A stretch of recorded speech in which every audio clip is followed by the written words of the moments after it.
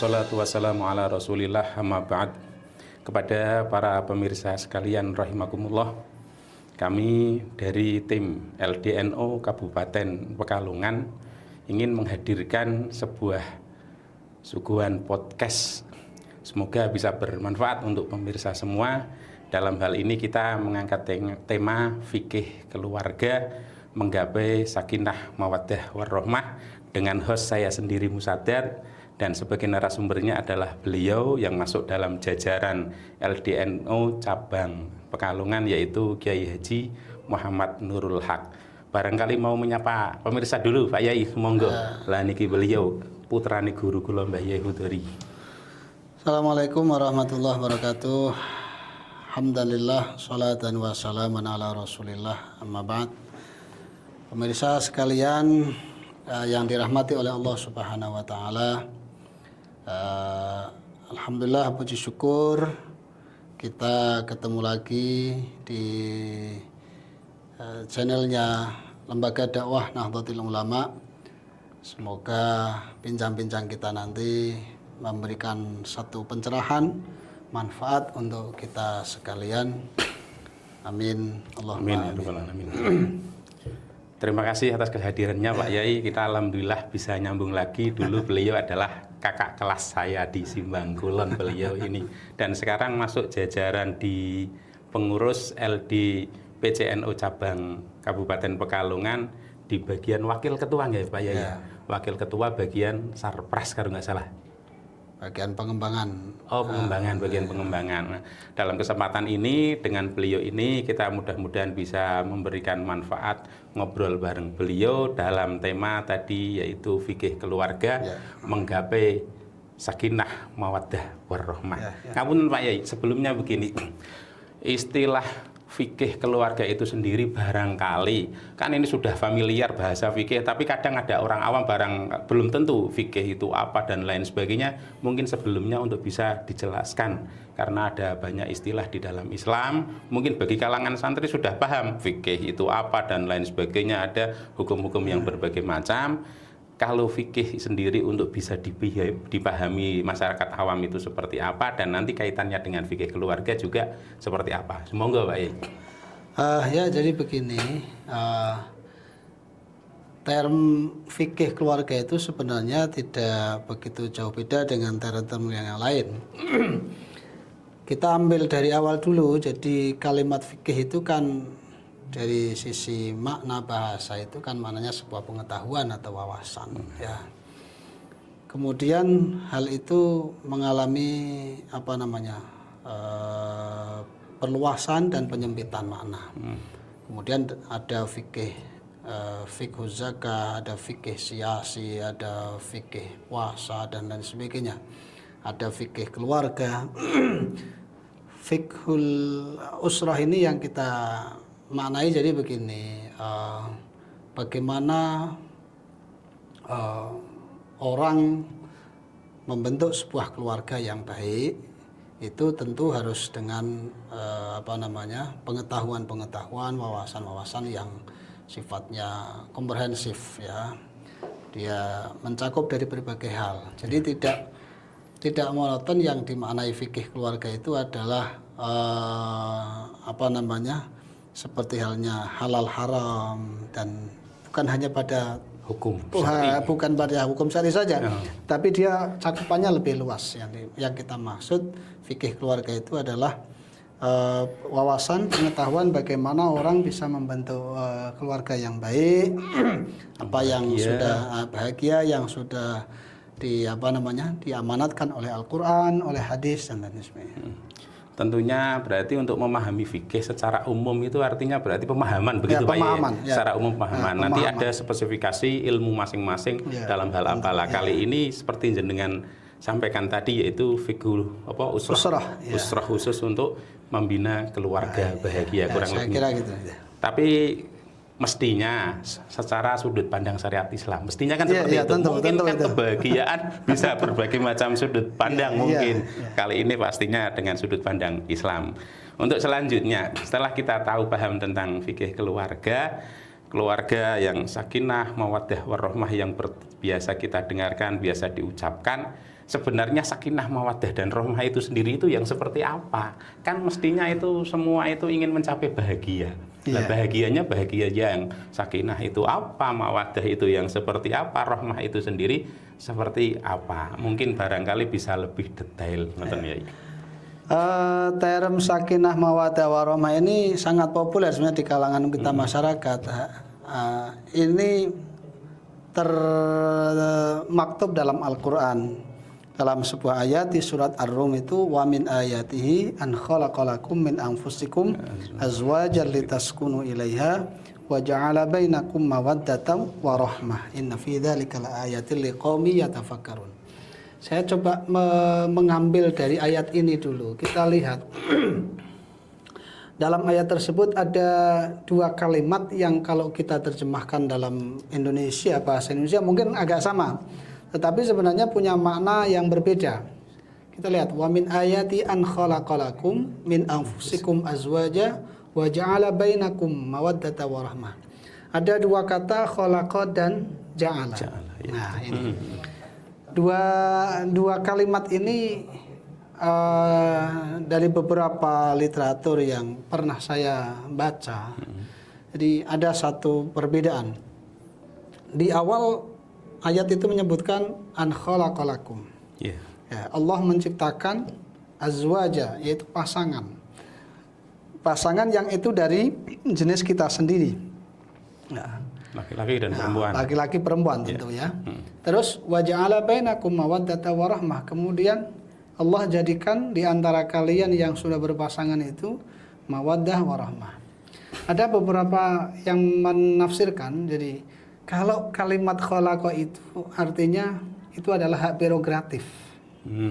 Di mana Allah Subhanahu wa taala adalah penentunya. Meskipun segala sesuatu itu ditentukan oleh Allah. Dalam arti tidak bisa diintervensi. Tidak ada intervensi. Ya, maka pasangan itu tidak bisa diintervensi. Kadang kita sudah cari sana, ternyata tidak jauh dari tempat kita. Karena apa? Memang itu adalah hak prerogatif Allah. An khalaqalakum. Maka Allah dalam beberapa ayat ketika menyebutkan menciptakan langit bumi itu pakai khalaqa. Nah, artinya tidak ada intervensi yang lain. Tapi ngapunten nih Kiai, ngapunten sadarnya ngapunten. Mbok menawi agak selengean sedikit, barangkali di sana pendengar kan kadang punya inspirasi. Kalau memang khalaqa itu tadi hak prerogatif Allah Ta'ala, niku ngapunten. Ketika penciptaan manusia itu kan ada proses dari manusia, Pak. Kan mestinya orang tidak punya anak kalau tidak ada hubungannya. Ini sekedar pertanyaan barangkali untuk bisa dicairkan. Jadi hak prerogatif Allah itu Allah yang menentukan, ya. Artinya bahwa bukan berarti dalam ayat itu manusia tidak ada prosesnya. Ya, seperti hal tadi yang panjenengan katanyakan. Jadi tetap ada proses. Orang kita cari ke sana, ke sini, lari sana, sini. Ternyata memang itu adalah kehendak Allah. Ketentuan Allah di sini. Maka ketika ayat itu wa min ayati an khalaqalakum min anfusikum azwaja, tujuannya litaskunu ilaiha itu. Kemudian kalau sudah litaskunu ilaiha, sakinah itu wa ja'ala bainakum mawaddatan wa rahmah. Harus ada kemauan, harus ada usaha, berarti begitu. Jadi mawaddah wa rahmah itu tidak bisa serta-merta, saya secara sudah, otomatis. Saya kan sudah berkeluarga, maka Allah akan turunkan mawaddah wa rahmah, begitu aja tidak bisa. Itu harus ada proses. Artinya kita itu juga punya andil. Ya.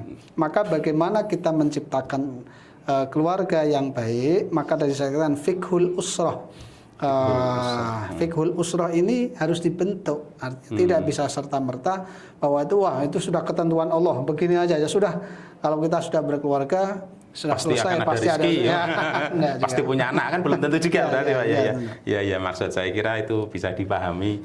Cuman barangkali bisa, kalau ada kesimpulan begini, saya sering mendengar kalau khalaqa itu katanya kok dari hal yang tidak ada menjadi ada.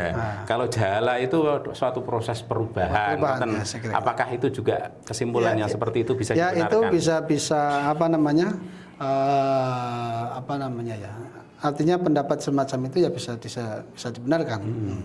Artinya memang kita lihat dari beberapa term ayat itu memang khalaqa itu artinya sesuatu yang memang belum ada terus kemudian diwujudkan Allah, terus dalam proses penciptaan langit bumi tidak ada campur tangan yang lain dan lain sebagainya. Ya, terima kasih. Tadi ngapunten setelah saya tanya secara inspirasi, oh iya ya, tadi saya katakan katanya kholaqa itu prerogatif Allah Ta'ala.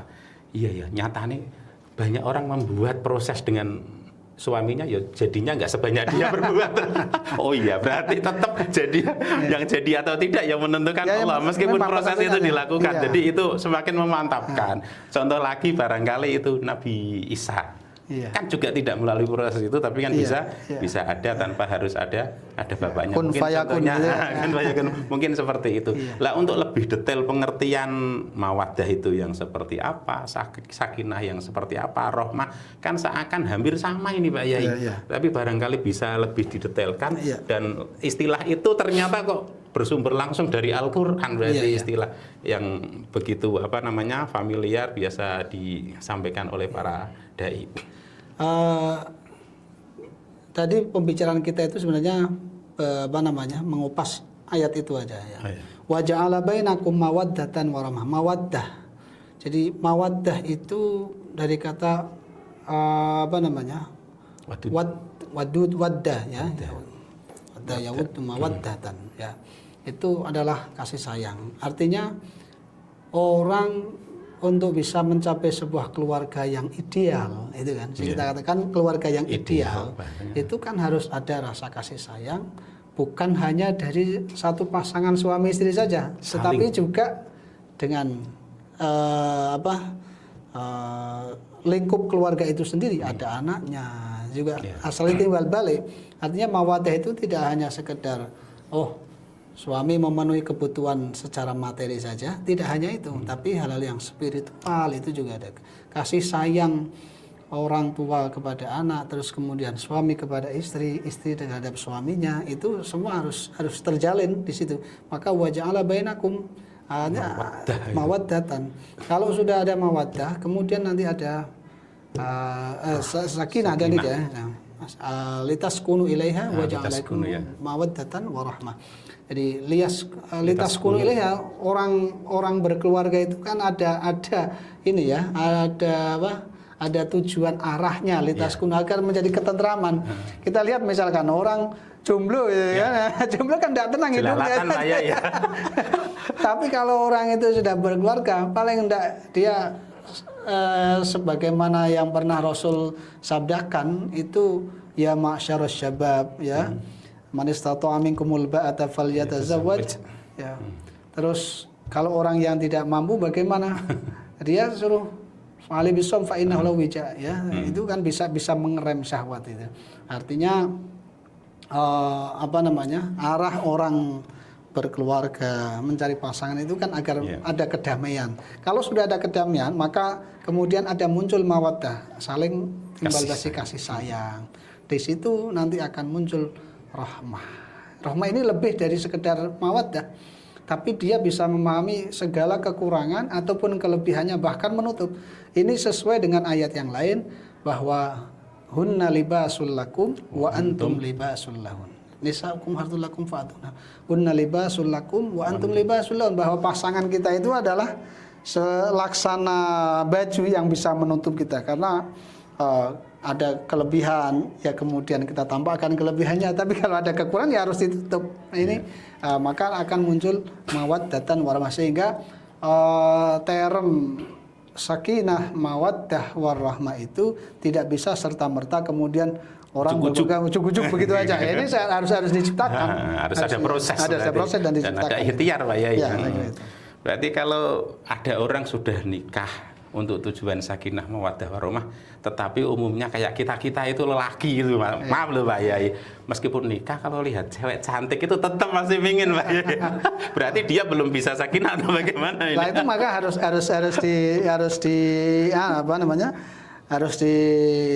diproses ya dalam dirinya. Berarti belum bisa. Ya, maka harus diciptakan, total. Sehingga orang paling tidak begini, kalau orang itu sudah berkeluarga, ketika di luar misalkan melihat ini dan lain sebagainya, karena itu adalah manusiawi, tapi dalam merasa dirinya kan, oh saya sudah punya suami, saya sudah punya istri, gitu kan, saya sudah punya anak. Itu nanti dengan sendirinya dia akan mengerti. Maka itu adalah proses bagaimana kita menciptakan sebuah mawaddatan warahmah. Oh begitu. Saya pernah dengar dari kiai begini Pak Yai, pas acara pengantinan menerangkan tentang mawaddah warahmah, perbedaan antara mawaddah warahmah. Nanti tinjauan dari Pak Yai bagaimana? Katanya kalau mawaddah itu kasih sayang kita kepada seorang istri, kepada seorang wanita yang di situ masih tercampur, terselimuti dengan keinginan-keinginan tertentu seperti hubungan karena dia cantik dan lain sebagainya. Kemudian setelah kita mendapatkan rahmah itu, dia mencontohkan kita sudah hubungan sudah lama, jadi keluarga tua, bagaimanapun kalau sudah menjadi istri akan sayang, tidak butuh itu cantik. Itu bagaimana pendapat seperti itu? Salah satu saja, salah satu penafsiran saya pernah baca itu dalam salah satu kitab tafsir di Al-Qurtubi kalau enggak saya ingat saya. Jadi memang ada beberapa ulama yang menafsirkan bahwa itu diantaranya adalah an-nikah, terus kemudian penyaluran syahwat. Itu adalah yang ditafsiri dengan mawaddah tersebut.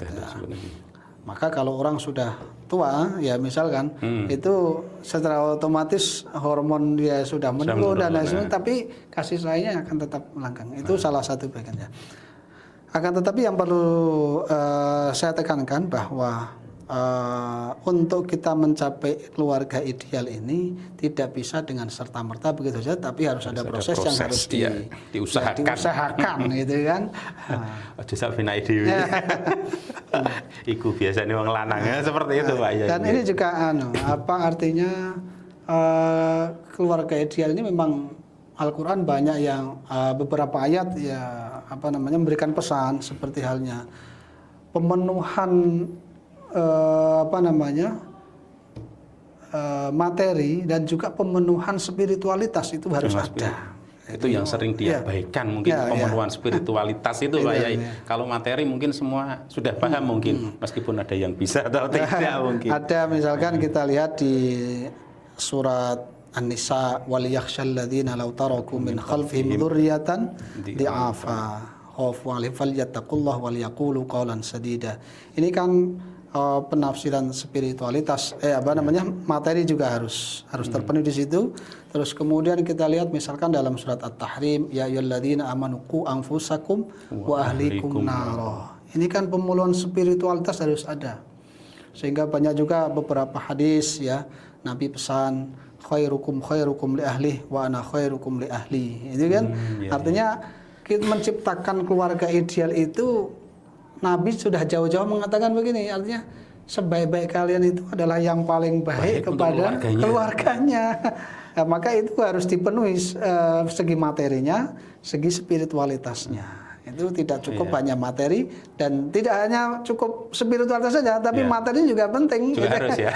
Jangan sampai kita meninggalkan dzurriyyatan di'afa itu kan. Tinggal dakwah saja, tinggal ngaji saja, anak istrinya enggak dikasih uang gitu ya Pak.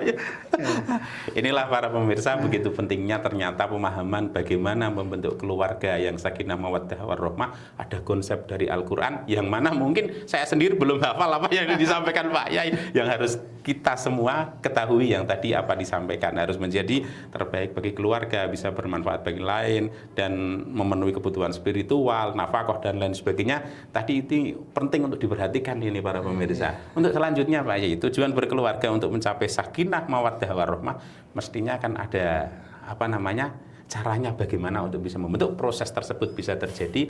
Barangkali ada saran-saran atau sebelum pernikahan kita harus bagaimana dan lain sebagainya supaya bisa tercipta keluarga sakinah mawaddah warahmah. Langkah awal segala sesuatu itu kita merujuk pada Al-Quran dan Sunnah Rasul ya. Beberapa ayat sudah merekomendasikan bahwa kita memilih pasangan itu tentu harus didasarkan apa yang pernah disabdakan oleh Rasul, tungkahul mar'atu li arba'in, bahwa ideal kita mencari pasangan itu karena 4 faktor. Satu, karena paras wajah, tubuh ya barangkali. Terus kemudian karena keturunan, terus kemudian ekonomi dan agama. Tetapi di akhir hadis itu Rasul mengatakan fadfar bidzatiddin. Yang harus diutamakan adalah orang yang memiliki keagamaan yang baik, yang kualitasnya. Kenapa? Karena kalau kualitas keagamanya baik, meskipun orang itu katakanlah tidak terlalu cantik, tidak terlalu ganteng, tapi dia akan bisa tertutupi. Orang itu secara ekonomi tidak terlalu kaya, tapi karena dia punya kualitas agama yang baik, maka itu bisa tertutupi. Begitu juga keturunan misalkan, karena bagaimanapun Al-Quran mengatakan in akramakum indallahi atqakum. Itu yang di langkah awal. Jadi milih adalah pasangan yang punya kualitas keagamaan yang baik. Menjadi prioritas utama. Prioritas utama. Terus kemudian kalau sudah itu, maka proses-proses yang harus dilalui harus sesuai dengan tatanan syariat. Tentu ada ta'aruf, ada khidbah. Tidak dengan sekonyong-konyong orang kalau sudah senang orang lain, wah bebas begitu aja, tidak bisa. Jadi untuk menciptakan kesana itu proses awalnya harus baik juga. Terus kemudian kita tahu ada proses khidbah, terus kemudian ada pernikahan ya. Setelah itu kalau sudah menjadi sebuah keluarga, maka peran utama dalam keluarga adalah orang tua. Ya, bagaimana dia bisa menjadi uswatun hasanah, menjadi qudwatun hasanah untuk keluarganya. Kalau misalkan kita mengharapkan anaknya sholat, orang tuanya nggak mau sholat. Gitu disuruh anaknya suruh ngaji tapi orang tuanya tidak pernah ngaji. Nggak bisa ngaji bahkan. Nah, suruh baca Quran tapi orang tuanya tidak pernah baca Quran, gitu kan? Kan jadi runyam nanti ya. Jadi itu terus kemudian proses dalam keluarga harus makanan yang halal tentu ya. Karena satu makanan yang masuk ke dalam tubuh kita kalau itu dari haram, fannaru aula bihi. Ya, itu oleh karenanya harus kita jaga dari sisi kualitas tadi yang kita sebutkan, kualitas zahir, pemenuhan kebutuhan fisik, terus kemudian spiritualitas juga ada. Itu penting. Jadi ada konsep Nabi mengajak anaknya untuk sholat, maka muru auladakum bis-shalah bahwa sab'u sinin. Kalau anak kita sudah umur 7 tahun diperintah untuk sholat, wadribuhum wa hum abna asyru sinin. Kita disuruh memberikan pengajaran kalau dia meninggalkan sholat kalau sudah umur 10 tahun. Artinya bukan serta-merta dipukul begitu aja, tapi takdib saja. Oh, takdib. Nah, ini mana fadribu di situ dalam arti takdib. Takdib gitu. Ya, ada konsepnya, artinya orang tua harus menjadi qudwah, menjadi uswatun hasanah, mengajak bukan hanya sekedar menyuruh, tapi juga mengajak melakukan. Tapi kalau di letterlock itu bagaimana Pak Yai? Kamu nggak sholat saya pukul. Tidak bisa gitu. Tidak bisa gitu. Ya. Kan bagian dari takdib dari buku sungguhan Pak Yai. Ya, dalam tataran itu kan boleh ya, tapi ghairu mubarrah. Jadi yang tidak sampai melukai gitu. Fisik. Oh ya, terima. Itu banyak yang harus diperhatikan ketika kita mau membina keluarga, harus memperhatikan apa yang tadi disampaikan oleh Pak Yai, pandangan-pandangan syariat harus kita ikuti supaya terbentuk keluarga yang sakinah, mawaddah, warahmah. Tapi tadi ada yang saya sedikit kecangkol, menarik dengan bahasa panjenengan yang sekarang populer Pak Yai. Ta'aruf, bahasa ta'aruf tadi loh. Ta'aruf itu populer di kalangan remaja. Itu salah satu merupakan proses kita untuk menuju kehidupan baru, yaitu berkeluarga. Lah ta'aruf itu sendiri dengan kenyataan yang ada sekarang, ta'aruf yang disampaikan Pak Yai proses menuju pernikahan sama tidak dengan ta'aruf yang ada di halayak umum sekarang, masih musim lah istilah pacaran dan lain sebagainya. Sudut pandang Islam itu bagaimana dan apakah itu bisa berpengaruh kepada kualitas keluarga setelah menjalin keluarga-keluargaan. Pasaran kesuwen akhir nikah niku ngapunten, proses pacaran yang lama itu nanti bisa berpengaruh pada kehidupan setelah berkeluarga atau tidak Pak Yai? Sebenarnya ta'aruf itu kan hanya untuk mengenal lebih jauh. Kalau kita lihat dari beberapa literatur yang ada, ta'aruf itu sebenarnya sudah dikenalkan, hanya saja prosesnya itu yang kadang disalah maknai. Ya? Jadi mereka salah maknai ini Pak. Ta'aruf itu bukan pacaran ya? Bukan. Artinya ta'aruf ini kan bisa misalkan, contoh orang mau khidbah, kenapa diperbolehkan melihat wajah, telapak tangan? Ini kan mengenal lebih jauh. Ya, oh orangnya begini, agar tidak salah. Ketika mau nanti kamu saya nikahkan dengan si ini ya, oh iya, tapi belum pernah lihat orangnya. Begitu mau diakad selesai, lu kok beda? Tapi kalau dikasih foto ternyata beda. Kalau ada sekarang bukan begitu Pak Yai. Kalau cuma turun lihat wajahnya, itu bukan mengenal lebih jauh Pak Yai, mengenal sedikit saja. Ya mungkin kalau orang-orang sekarang mudah gitu mungkin. Melihat wajah itu bukan dimaknai letterlek, pokoknya melihat wajah begini aja ya. Misalkan orang datang ke rumahnya sama tahu sikapnya, sama kan tentu datangnya juga dengan mahramnya, didampingi dengan mahramnya, tahu oh ya dia tutur katanya begini. Dan itu kita bisa lihat ta'aruf itu juga lewat informasi orang lain, tidak harus langsung, gitu kan. Begitu, maka yang secara ta'aruf itu bagaimana kita bisa mengenal lebih jauh, tentu harus dalam koridor yang tidak melanggar syariat. Gitu kan. Jadi inti poinnya begitu, yang penting tidak melanggar poin-poin syariat. Jadi tidak dimaknai bahwa ta'aruf itu adalah pacaran. Sebenarnya berarti itu makna yang salah. Itu loh pemirsa. Jangan kamu anggap ta'aruf itu ibadah, pacaran proses pernikahan. Oh, terima kasih Pak Yai. Terus ada satu hal lagi mungkin barangkali sangat penting.